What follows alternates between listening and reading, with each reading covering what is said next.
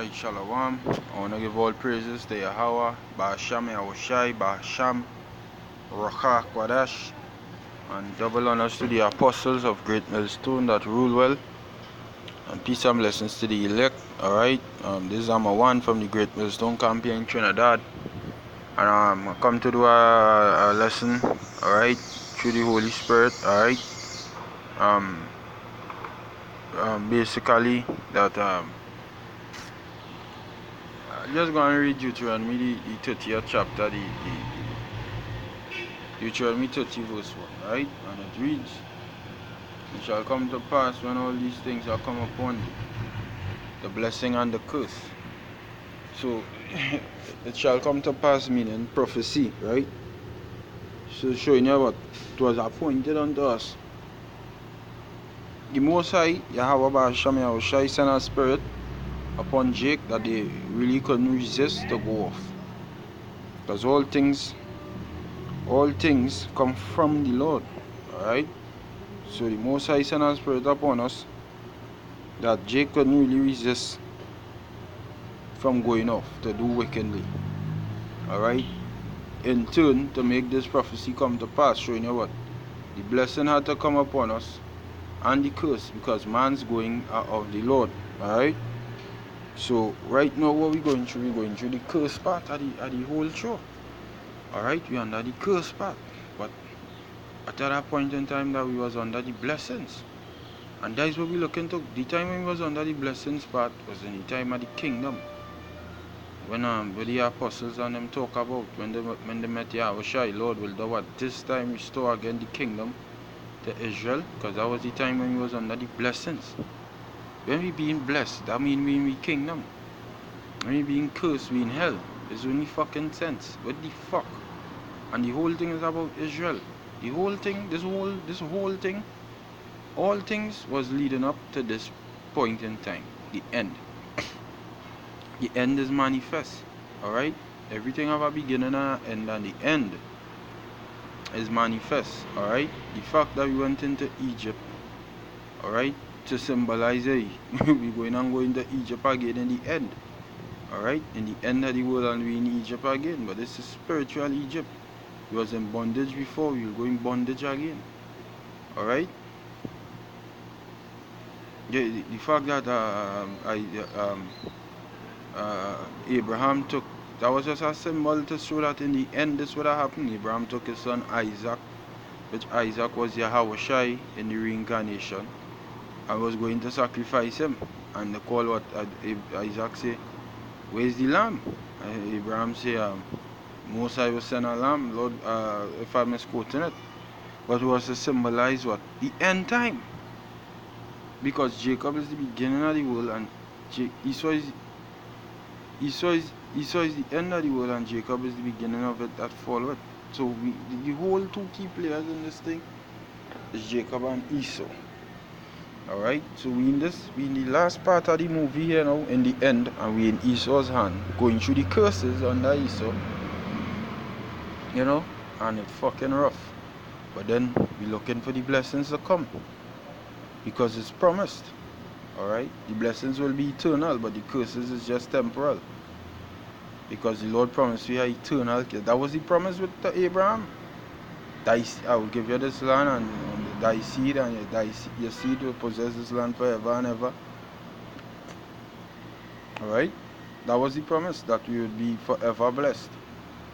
But partially cursed. Sometimes you will be under the curse, but in forever and ever we will be in righteousness and peace. But sometimes we have to go through shit. So we must through much tribulation enter into the kingdom of heaven. But it says what? Deuteronomy 30 and 1. It shall come to pass when all these things are come upon thee, the blessings that happen and the curse that we in that right now. And to understand the curse, you have to go to Deuteronomy the 28th chapter. Alright, the first, the whole of Deuteronomy 28. Which I have said before thee, and thou shalt call them to mind among the nations, whither the Lord hath driven thee, and shall return Alright? That is what we look at. That is what we doing now. Beginning with Yahweh Shai coming on the scene. That was the returning of Israel back to the Lord. Because we went astray. Yahweh Shai said what? He looked on there and he looked at and they're like sheep that have no shepherd. Because we had to turn back. We went astray like way. Yahweh Shai is like way. People and them really the lost out here. Boy. It's compassion, boy. Hey, this whole thing is about love. I came all over the place, but just, thoughts on my mind. This whole thing is about love at the end of the day. That is what it's about, though. But not love according to Esau fucking carnal feeling for love now. Love with logic now. If you see two homosexuals, alright, you don't say, oh, I just love them. No, logically, to show them love, you have to exact the commandments of the Most High, which is to put them to death. Yeah? That will show them love. Like if you have a woman, right? And all you believe all you're in love for so long. But she's something you do, she rub she the wrong way. She love could go. She not gonna use logic. She gonna use her emotions and move. But if she apply logic to it and say, you know what, this man was really moving good with me, regardless of if he rub me the wrong way with this, I'll stick it out with him. And that is how we are to be with the Most High. The Most High never do we nothing wrong. But yeah, they always remember him. You know what? The Most High do me, this man do me good. If Esau come with despite all the trials and tribulations are going through, but if Esau come with any little fucking folly, I stick it out, I hold on tight to my God. You know why? Because why? The law say no emotion thing, no my feelings, no my carnal feelings that I feel like I will get rich and get more girls, but the law the Most I say, you know what? That's wrong to do, so I'll not do it. Logic, you apply logic to yourself and you do the right thing. Alright? Because it's all about love. So he says what? Verse, let me go back to the scripture. Verse 2, it says, and shall return unto Yahweh thy power, and shall obey his voice. Shall obey, meaning the laws going to be within us. That is when we in the kingdom again.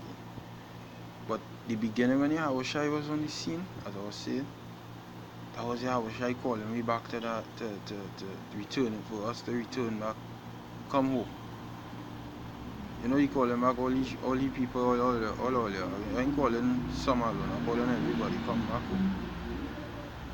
Calling all my people, not the Jews alone, but also unto the Gentiles, the Israelite foreigners, all your company. It's time for we to go man rest. Yeah, that's the good news. And when we go man rest, then the law is going to be written into our inward parts where we will sin no more. So we shall obey his voice. Everything he tell me to do, it's going to be within us. So we ain't going to go off no more. According to all that I command thee this day, and thy children with all thine heart and with all thy soul. Yeah? It says then the Lord thy God will turn thy captivity and have compassion upon thee, and will return and gather thee from all the nations, whether the Lord, whether they have thy power, scatter thee. And that is what he's doing right now. That is why the Most High say, Yahweh Shai say, go and preach the gospel unto all nations. Because all Israel is in all nations.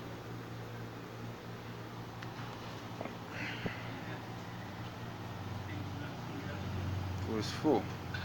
It says, if any of thine be driven out unto the utmost parts of heaven, from thence will Yahweh thy power gather thee, and from thence will he fetch thee. And Yahweh thy power will bring bring thee into the land which thy fathers possessed, because that is the promise.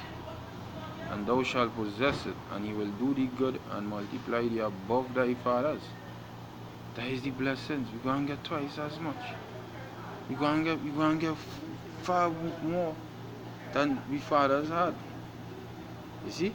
And Yahweh thy power will circumcise thy heart and the heart of thy seed to love Yahweh thy power. Same thing I was saying before. You go and make me perfect. You go and make. That is the law. This is the law. Israel being perfect is a part of the law. This is the law here. And the heart of thy seed to love Yahweh thy power with all thy heart, with all thy soul, that thou mayest live. And Yahweh, by Hashem Yahushai thy power, will put all these curses upon thine enemies, and on them that hate thee, which persecuted thee, and these other nations. Because in the kingdom all Israel going to be blessed. Alright? But it have wicked niggas who just put up curses on Shalak Rayam like Tazadakia, the big black baboon called the comforter. The elders and apostles put up many curses on here. See what going with you now? Mosai shut his shit down. But yo, he blasphemed against the Holy Spirit by calling himself the comforter. So yo, he had it by me. He ain't gonna make it. He ain't gonna fucking make it. He'll be in the kingdom. Alright? He'll be in the kingdom. Okay? Come back as a child of one of the elect. He ain't gonna fucking make it. Now what I power circumcise thy heart. Right. So it says, and Yahweh thy power will put all these curses upon thine enemies, and on them that hate thee, which persecuted thee. These other nations, but before these other nations on this side, 2/3 of all you who's scoffing and talking shit, or you're going to get the curses. Or you're going to feel the fucking the nukes. Or you're going to feel all them laser beams from the chariots. Alright? The famine and all of that, or you're going to feel it. But my servant shall eat and thou shalt be hungry. Scripture said. Alright?